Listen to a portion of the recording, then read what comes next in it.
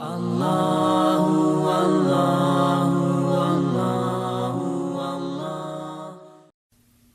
بنی اسرائیل کا آغاز ہے اور 15ویں پارے کا بھی آغاز ہے۔ سورہ بنی اسرائیل کا ایک نام سورہ اسراء بھی ہے اور ایک نام سورہ سبحان بھی ہے۔ یہ سورہ مبارکہ مکی سورت ہے۔ حضرت امام بیداوی علیہ رحمہ نے اس بات پر یقین کا اظہار فرمایا کہ یہ سورت پوری کی پوری مکی سورت ہے، یعنی اس کا نزول ہجرت سے پہلے ہوا۔ قرآن پاک کی ترتیب کے اعتبار سے اس کا نمبر 17 ہے اور نزول کے اعتبار سے اس کا نمبر 50 ہے۔ اس میں 111 آیتیں ہیں اور 12 رکوع ہیں۔ 533 اس میں کلمات ہیں اور 3460 اس میں حروف ہیں۔ اس سورہ مبارکہ کے بارے میں مشہور یہی ہے کہ یہ سورت مکی ہے اور پوری کی پوری مکی ہے، لیکن حضرت قتادہ رضی اللہ تعالیٰ عنہ فرماتے ہیں کہ 8 آیتیں اس سورہ مبارکہ میں وہ ہیں جو مدنی ہیں۔ سورہ مبارکہ کی آیت نمبر 73 سے لے کر 80 تک آپ فرماتے ہیں کہ یہ 8 آیتیں ہجرت کے بعد مدینہ شریف میں نازل ہوئیں اور باقی پوری سورت ہجرت سے پہلے مکہ شریف میں نازل ہوئی۔ بسم اللہ الرحمن الرحیم، اللہ کے نام سے شروع جو بہت مہربان رحم والا۔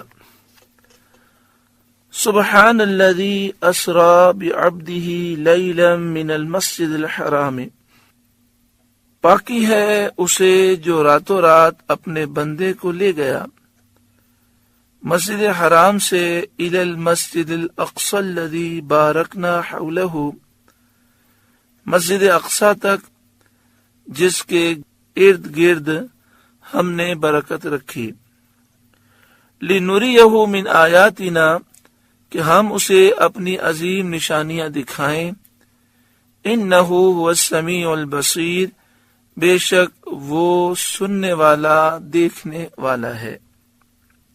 اس آیت کریمہ کی ابتدا ہوئی سبحان الذی، پاکی ہے اسے، یعنی اللہ تعالیٰ کی ذات ہر عیب سے ہر نقص سے منزہ ہے، پاک ہے۔ سبحان الذی اسری بعبدہ،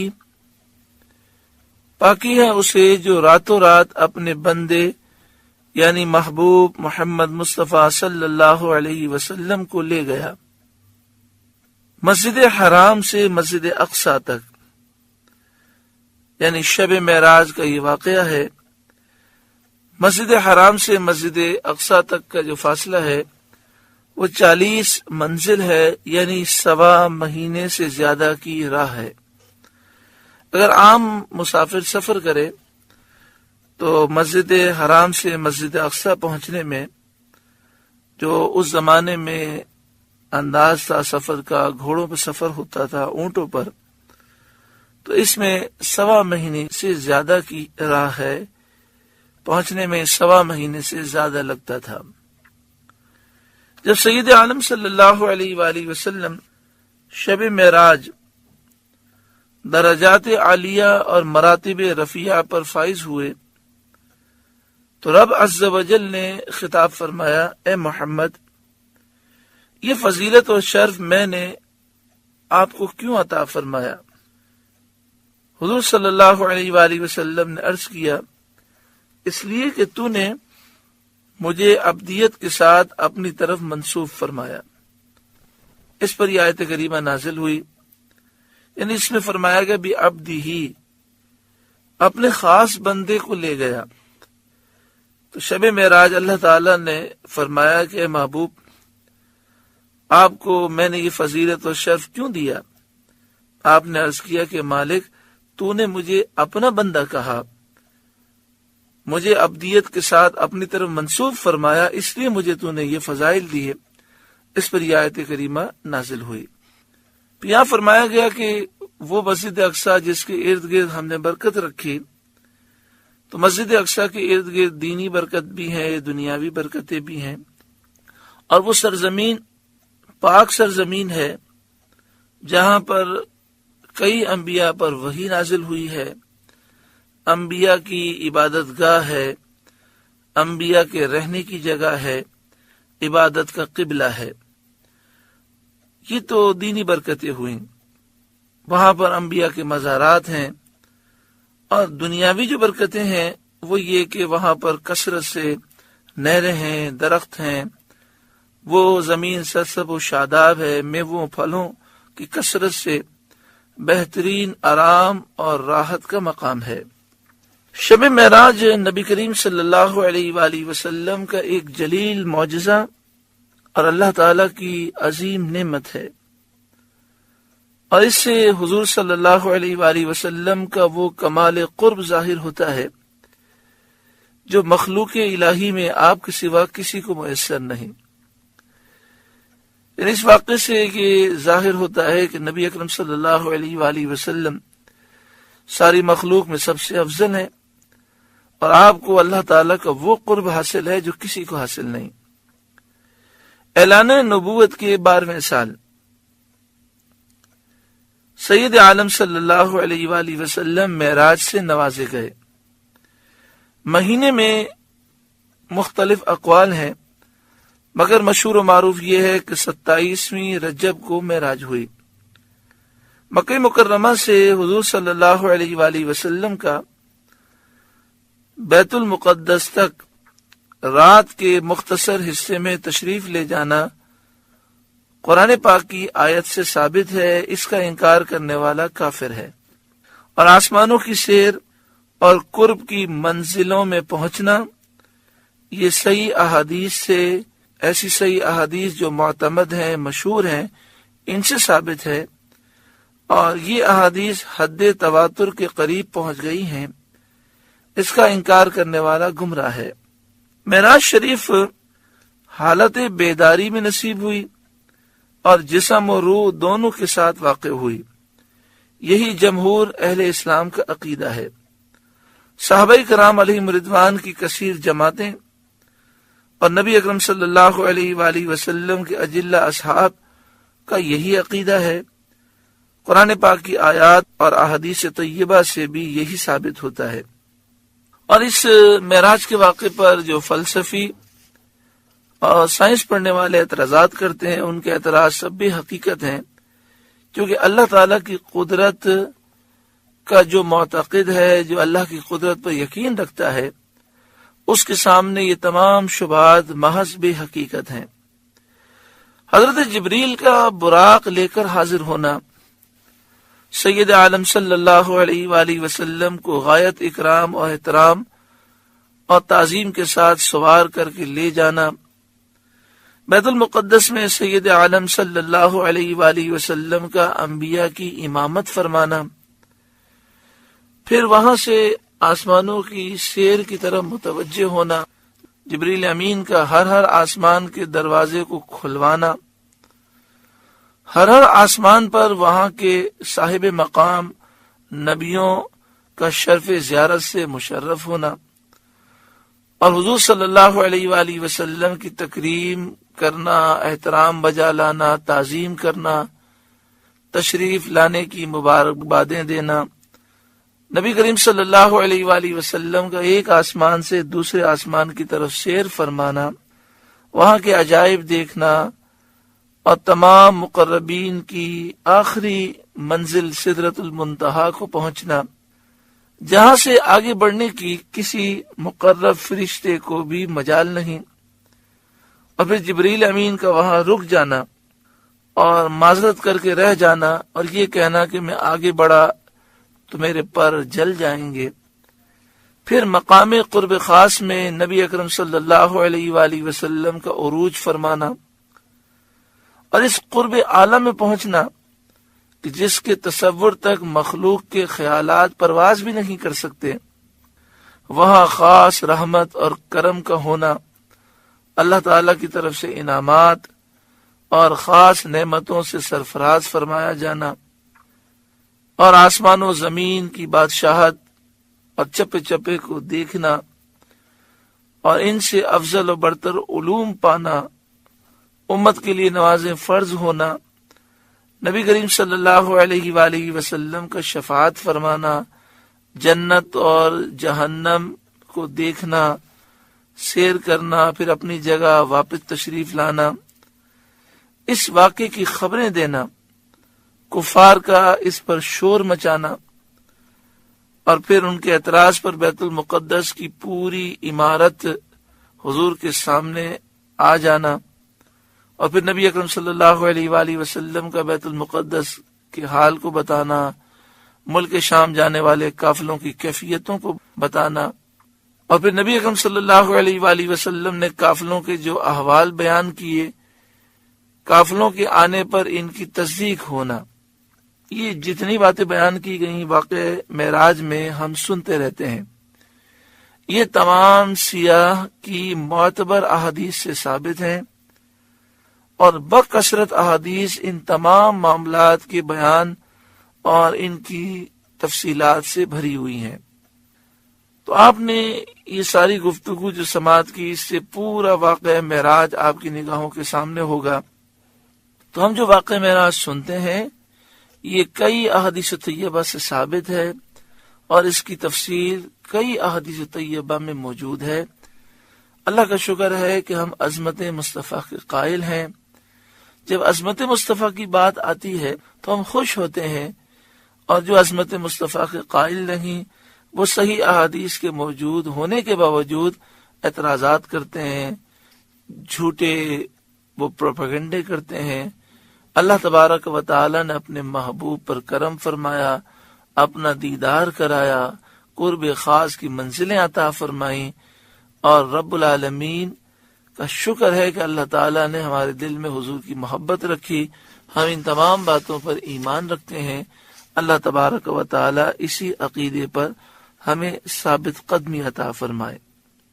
اس آیت کریمہ میں جو ابتدا کی گئی وہ سبحان الذی سے کی گئی، تو مفسرین یہ بیان کرتے ہیں کہ یہ بات اس پر دلیل ہے کہ یہ واقعہ خواب کا نہیں ہے بلکہ بیداری کا ہے، کیونکہ سبحان سے واقعہ شروع کرنا اس بات پر دلیل ہے کہ واقعہ بہت عجیب ہے۔ خواب میں ادھر سے ادھر چلا جانا یہ کوئی عجیب بات نہیں ہے، تو نبی اکرم صلی اللہ علیہ وآلہ وسلم نے بیداری میں یہ سفر فرمایا۔ دوسری بات یہ کہ یہاں پر اسرا بعبدی لیلاً کے الفاظ ہیں، تو یہ عربی کا انداز ہے، قرآن پاک کا انداز ہے کہ جب بعبدہ کا ذکر آتا ہے، یعنی عبد کا ذکر آتا ہے کسی کی حیات میں، تو اس سے جسم بھی مراد ہوتا ہے اور روح بھی مراد ہوتی ہے۔ تو اسے معلوم ہوا کہ اللہ تبارک و تعالی نے آپ کو جسمانی معراج کرائی، آپ جسم اور روح کے ساتھ تشریف لے گئے۔ تیسری بات یہ کہ کافروں نے اس پر شور مچایا، اور شور مچانے پر نبی اکرم صلی اللہ علیہ وآلہ وسلم نے ان کے سوالات کے جوابات دیے۔ انہوں نے کہا کہ اچھا آپ گئے ہیں تو بتائیے کہ مسجد اقصی کیسی ہے۔ تو مفسرین بیان کرتے ہیں کہ کافروں کا شور مچانا اس بات کی دلیل ہے کہ نبی اکرم صلی اللہ علیہ وآلہ وسلم نے خواب کا ذکر نہیں کیا بلکہ بیداری کا ذکر کیا ہے، چونکہ خواب پر اعتراض نہیں کیا جا سکتا۔ پھر یہاں پر جسمانی معراج کے اوپر اعتراض کرنے کے لیے ایک حدیث پڑھی جاتی ہے کہ حضرت عائشہ صدیقہ رضی اللہ تعالی عنہ فرماتی ہیں کہ حضور صلی اللہ علیہ وآلہ وسلم میرے حجرے میں تھے، معراج میں حضور تشریف لے گئے، واپس آ گئے، لیکن آپ کا جسم غائب نہ ہوا، میں نے جسم وہیں پر موجود پایا۔ تو دیکھیں حضرت عائشہ صدیقہ رضی اللہ تعالی عنہ کی رخصتی مدینہ منورہ میں ہوئی ہے اور ہجرت کی بعد ہوئی ہے۔ یہ واقعہ معراج ہجرت سے پہلے کا ہے، مکہ شریف کا واقعہ ہے۔ تو حضرت عائشہ جب حضور کے گھر میں آئی نہیں تھیں تو وہ کیسے یہ بات کہہ سکتی ہیں؟ اصل میں بات یہ ہے کہ نبی اکرم صلی اللہ علیہ وآلہ وسلم کو ایک روایت کے مطابق 34 معراج ہوئیں، 33 معراج خواب میں ہوئیں اور ایک جسمانی معراج ہے۔ تو ہم جس معراج کا ذکر کر رہے ہیں وہ جسمانی معراج ہے، اور حضرت عائشہ صدیقہ رضی اللہ تعالی عنہ جس معراج کا ذکر کر رکھی ہیں وہ خواب کی معراج کا ذکر ہے، جو ان 33 معراجوں میں سے ہے جو آپ کو خواب میں کرائی گئی۔ انہ هو السمیع البصیر، بے شک وہ سننے والا دیکھنے والا ہے۔ اسی طرح ایک روایت پیش کی جاتی ہے کہ حضرت عائشہ صدیقہ رضی اللہ تعالی عنہ نے یہ فرمایا کہ جو یہ کہے کہ نبی اکرم صلی اللہ علیہ وآلہ وسلم نے اللہ کو دیکھا وہ جھوٹا ہے۔ اب بتائیے حضرت عائشہ صدیقہ رضی اللہ تعالی عنہ یہ کیسے کہہ سکتی ہیں؟ سوچنے والی بات ہے کہ جب نبی اکرم صلی اللہ علیہ وآلہ وسلم کا فرمان حضرت عائشہ کے سامنے موجود ہو کہ پیارا آقا صلی اللہ علیہ وآلہ وسلم کی صحیح حدیثیں موجود ہیں کہ آپ نے فرمایا شب معراج میں نے اپنے رب کو اپنی آنکھوں سے بھی دیکھا اور دل سے بھی دیکھا۔ حضرت عبداللہ بن عباس اور کئی صحابہ اس بات کو بیان کریں کہ نبی اکرم صلی اللہ علیہ وآلہ وسلم نے اللہ کا دیدار کیا۔ تو یہ ساری چیزیں اگر حضرت عائشہ کو معلوم ہو اور حضرت عائشہ انکار کرے تو کیسے انکار کر سکتی ہیں؟ حضرت عائشہ کے اس قول کی تفصیل ہے، اس میں ایک تو یہ کہ اس روایت کی سند پر اعتراض ہے۔ جو حدیثیں پیش کی گئی نبی اکرم صلی اللہ علیہ وآلہ وسلم کہ اس قول پر کہ حضور نے فرمایا میں نے رب کا دیدار کیا، ان حدیثوں کی سند قوی ہے بنسبت اس روایت کے۔ دوسری بات یہ کہ یہ حضرت عائشہ کا قول ہے، وہ سرکار کا فرمان ہے کہ میں نے رب کو دیکھا، تو حضور کے فرمان کو فوقیت حاصل ہوگی۔ تیسری بات یہ ہے کہ حضرت عائشہ نے جو یہ فرمایا اس کی تشریح محدثین نے یہ فرمائی کہ حضرت عائشہ نے یہ فرمایا کہ جو یہ کہے کہ نبی اکرم صلی اللہ علیہ وآلہ وسلم کی آنکھوں نے اللہ کی ذات کا احاطہ کیا وہ جھوٹا ہے، کیونکہ کسی کی آنکھیں اللہ کی ذات کا احاطہ نہیں کر سکتی۔ احاطہ کے معنی یہ ہوتا ہے کہ جب ہم کسی چیز کو دیکھتے ہیں تو اس کی لمبائی چوڑائی پوری ذات ہماری آنکھوں میں سما جاتی ہے، تو کوئی اللہ کا احاطہ نہیں کر سکتا، اللہ سب کا احاطہ کرنے والا ہے۔ اس کی مکمل تفصیل جاننا چاہیں تو اعلی حضرت امام اہل سنت کے فتاوی رضویہ شریف کو مطالعہ کریں۔ اسی طرح علماء اہل سنت کی معراج کے موضوع پر جو کتابیں لکھی ہیں ان کا مطالعہ کریں۔ مقالات کاظمی، حضرت علامہ کاظمی میاں علیہ رحمہ کے مقالات ہیں، اس میں بھی اس موضوع پر تفصیلی دلائل دیے گئے ہیں۔ اللہ تعالی ہر ایک کو سمجھنے کی توفیق عطا فرمائے۔ وَآتَيْنَا مُوسَى الْكِتَابَ، اور ہم نے موسیٰ کو کتاب عطا فرمائی یعنی توریت عطا فرمائی۔ وَجَعَلْنَاهُ هُدًى لِبَنِي إِسْرَائِيلَ، اور اسے بنی اسرائیل کے لیے ہدایت کیا۔ اللہ تتخذوا من دونی وکیلا، کہ میرے سوا کسی کو کارساز نہ ٹھہراؤ، میرے سوا کسی کی پوجا نہ کرو، کسی کو خدا نہ سمجھو۔ ذریۃ من حملنا مع نوح، اے ان کی اولاد جن کو ہم نے نوح کے ساتھ سوار کیا کشتی میں۔ انہ کان عبدا شکورا، بے شک نوح علیہ السلام بڑے شکر گزار بندے تھے، یعنی حضرت نوح علیہ السلام بہت زیادہ شکر کرنے والے بندے تھے۔ جب کچھ کھاتے پیتے پہنتے تو اللہ تعالیٰ کی حمد کرتے، اس کا شکر بجا لاتے۔ وَقَضَيْنَا إِلَى بَنِي إِسْرَائِيلَ فِي الْكِتَابِ، اور ہم نے بنی اسرائیل کو کتاب میں وہی بھیجی، لَتُفْسِدُنَّ فِي الْأَرْضِ مَرَّتَيْنِ، کہ ضرور تم زمین میں 2 بار فساد مچاؤ گے۔ وَلَتَعْلُنَّ عُلُوًّا كَبِيرًا، اور ضرور بڑا غرور کرو گے۔ یعنی اللہ تعالی نے توریت میں یہ بات لکھی کہ اے بنی اسرائیل تم زمین شام میں اور بیت المقدس میں 2 مرتبہ فساد کرو گے، ظلم کرو گے، بغاوت کرو گے اور گناہوں میں مبتلا ہو جاؤ گے اور زمین کو تم فساد سے بھر دو گے۔ فَإِذَا جَاءَ وَعْدُ أُولَاهُمَا، پھر جب ان میں پہلی بار کا وعدہ آیا، یعنی پہلی بار کے فساد کے عذاب کا وعدہ آیا، جو یہ وعدہ تھا کہ جب تم پہلی بار فساد کرو گے تو ہم تمہیں عذاب دیں گے، تو جب انہوں نے پہلی بار فساد کیا اب عذاب کا وعدہ آ گیا۔ بعثنا علیکم عبادا لنا اولی باس شدید، ہم نے تم پر اپنے کچھ بندے بھیجے سخت لڑائی والے، فجاسو خلال الدیار، تو وہ شہروں کے اندر تمہاری تلاش کے لیے گھس گئے۔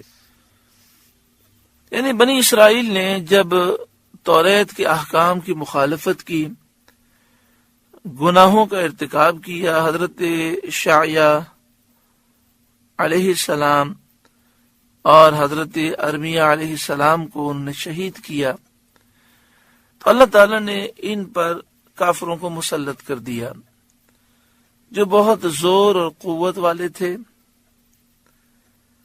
وہ سنجاریب اور اس کی فوجیں تھیں، یا بخت نصر یا جالوت، جنہوں نے بنی اسرائیل کے علماء کو قتل کیا، توریت کو جلایا، مسجد کو خراب کیا اور 70,000 کو ان میں سے گرفتار کیا۔ یہاں پہ فرمایا فجاسو خلال الدیار، تو وہ دشمن شہروں کے اندر تمہاری تلاش کو گھس گئے، تو انہوں نے تمہیں لوٹا اور تمہیں قتل کیا اور بہت ساروں کو قید کیا۔ وَكَانَ وَعْدًا مَفْعُولًا، اور یہ ایک وعدہ تھا جسے پورا ہونا تھا، تو یہ عذاب کا وعدہ تھا جو لازم تھا۔ ثُمَّ رَدَدْنَا لَكُمُ الْكَرَّةَ عَلَيْهِمْ، پھر ہم نے ان پر الٹ کر تمہارا حملہ کر دیا، یعنی جب تم نے توبہ کی اور تکبر سے، گناہوں سے، فساد سے تم باز آئے تو ہم نے تم کو دولت دی اور ان پر غلبہ عنایت فرمایا، اور تم ان کافروں پر غالب ہو گئے جو پہلے تم پر مسلط تھے۔ وَأَمْدَدْنَاكُمْ بِأَمْوَالٍ وَبَنِينَ، اور تم کو مالوں اور بیٹوں سے مدد دی۔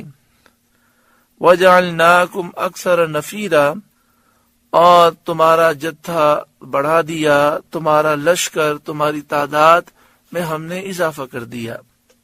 ان احسنتم احسنتم لانفسکم، اگر تم بھلائی کرو گے اپنا بھلا کرو گے، تمہیں اس بھلائی کی جزا ملے گی۔ وَإِنْ أَسَأْتُمْ فَلَهَا، اور برا کرو گے تو اپنا برا کرو گے۔ فَإِذَا جَاءَ وَعْدُ الْآخِرَةِ، پھر جب دوسری بار کا وعدہ آیا، پھر تم نے گناہ کیے، فساد برپا کیا اور حضرت عیسیٰ علیہ السلام کو شہید کرنے کی تم نے کوشش کی، اللہ تعالیٰ نے حضرت عیسیٰ علیہ السلام کو بچایا اور اپنی طرف اٹھا لیا، اور تم نے حضرت زکریا اور حضرت یحییٰ علیہ السلام کو شہید کر دیا، تو اللہ تعالیٰ نے تم پر اہل فارس اور اہل روم کو مسلط کیا تاکہ تمہارے وہ دشمن تمہیں قتل کریں، تمہارے لوگوں کو قید کریں اور تمہیں اتنا پریشان کریں، لِيَسُوءُوا وُجُوهَكُمْ، تاکہ دشمن تمہارا منہ بگاڑ دیں، یعنی رنج اور پریشانی کے آثار تمہارے چہروں سے ظاہر ہو جائیں۔ وَلِيَدْخُلُوا الْمَسْجِدَ، اور اس لیے کہ وہ مسجد میں داخل ہوں، یعنی بیت المقدس میں، اور اس کو ویران کریں، کما دخلوہ اول مرہ، جیسے پہلی بار داخل ہوئے تھے تمہارے پہلے فساد کے وقت۔ وَلِيُتَبِّرُوا مَا عَلَوْا تَتْبِيرًا، اور جس چیز پر قابو پائیں تباہ کر کے برباد کر دیں، یعنی بنی اسرائیل کے شہروں کو تباہ کر دیں۔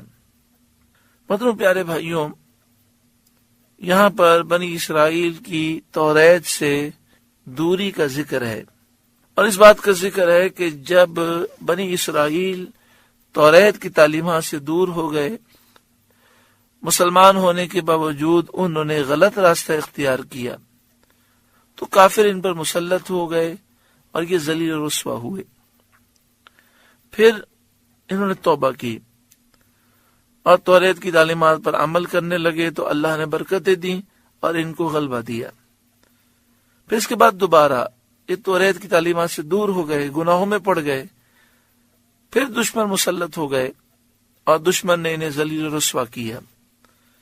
اس واقعے میں ہمارے لیے یہ درس ہے کہ اگر مسلمان یہ چاہتے ہیں کہ ہمیں غلبہ نصیب ہو تو مسلمان قرآن پاک کی تعلیمات سے دوری اختیار نہ کریں، گناہوں بھری زندگی کو چھوڑیں، تو انشاءاللہ تعالی اللہ تعالی غیب سے مدد فرمائے گا اور یہ مسلمانوں کی ساری تکلیفیں دور ہو جائیں گی اور دشمن پر مسلمان غالب ہو جائیں گے۔ اور اگر یہ بہائی بڑھتی رہی تو پھر ذلت اور رسوائی بڑھتی رہے گی۔ عسیٰ ربکم ان یرحمکم، قریب ہے کہ تمہارا رب تم پر رحم کرے۔ دوسری مرتبہ کے بعد بھی اگر تم دوبارہ توبہ کرو اور گناہوں سے باز آ جاؤ تو اللہ تعالیٰ تم پر رحم فرمائے گا۔ وَإِنْ عُدْتُمْ عُدْنَا، اگر تم پھر شرارت کرو تو ہم پھر عذاب کریں گے، یعنی تیسری مرتبہ تم گناہوں کا ارتکاب کرو گے تو پھر ہم عذاب دیں گے۔ چنانچہ ایسا ہوا، انہوں نے پھر اپنی شرارت کی طرف عود کیا، یعنی پھر گناہ کرنے لگے، شرارت کرنے لگے، اور نبی اکرم صلی اللہ علیہ وآلہ وسلم کے زمانے میں نبی اکرم صلی اللہ علیہ وآلہ وسلم کو تکلیفیں پہنچائیں، آپ کی تکذیب کی، تو قیامت تک کے لیے اللہ تعالی نے بنی اسرائیل پر ذلت لازم کر دی اور مسلمان ان پر مسلط فرما دیے گئے، جیسا کہ قرآن کریم میں یہودیوں کی نسبت وارد ہوا، ضربت علیہم الذلہ، ان پر ذلت ڈال دی گئی۔ تو آج یہودی مالدار ضرور ہیں لیکن چین سے نہیں ہیں، ہر جگہ پر یہ ذلیل و رسوا ہیں اور ہر وقت ان پر خوف طاری ہے۔ وَجَعَلْنَا جَهَنَّمَ لِلْكَافِرِينَ حَصِيرًا، اور ہم نے جہنم کو کافروں کا قید خانہ بنایا۔ ان هذا القرآن يهدي للتي هي اقوم، بے شک یہ قرآن وہ راستہ دکھاتا ہے جو راستہ سب سے سیدھا ہے، وہ اللہ تعالی کی توحید اور اس کے رسولوں پر ایمان لانا اور رسولوں کی فرمانبرداری کرنا ہے۔ وَيُبَشِّرُ الْمُؤْمِنِينَ الَّذِينَ يَعْمَلُونَ الصَّالِحَاتِ، اور یہ قرآن خوشخبری سناتا ہے ایمان والوں کو جو اچھے کام کریں، ان لہم اجرا کبیرا، کہ ان کے لیے بڑا ثواب ہے، وان الذین لا یؤمنون بالآخرۃ، اور یہ کہ جو آخرت پر ایمان نہیں لاتے، اعتدنا لہم عذابا علیما، ہم نے ان کے لیے دردناک عذاب تیار کر رکھا ہے۔ سورہ بنی اسرائیل کا پہلا رکوع مکمل ہوا۔ اللہ رب العالمین اس رکوع کے نور سے ہمارے قلوب کو روشن منور فرمائے۔ اس میں عظمت مصطفیٰ کا ذکر ہے۔ اللہ تعالی ہمارے دلوں میں اپنے محبوب صلی اللہ علیہ وآلہ وسلم کی محبت، ان کا عشق، ان کی غلامی، اس غلامی میں وفاداری اور ان کی عظمت اللہ تعالی ہمارے دلوں پر راسخ فرمائے، اور ان کی خاص نگاہ کرم اللہ تعالی ہمیں نصیب فرمائے۔ اللہ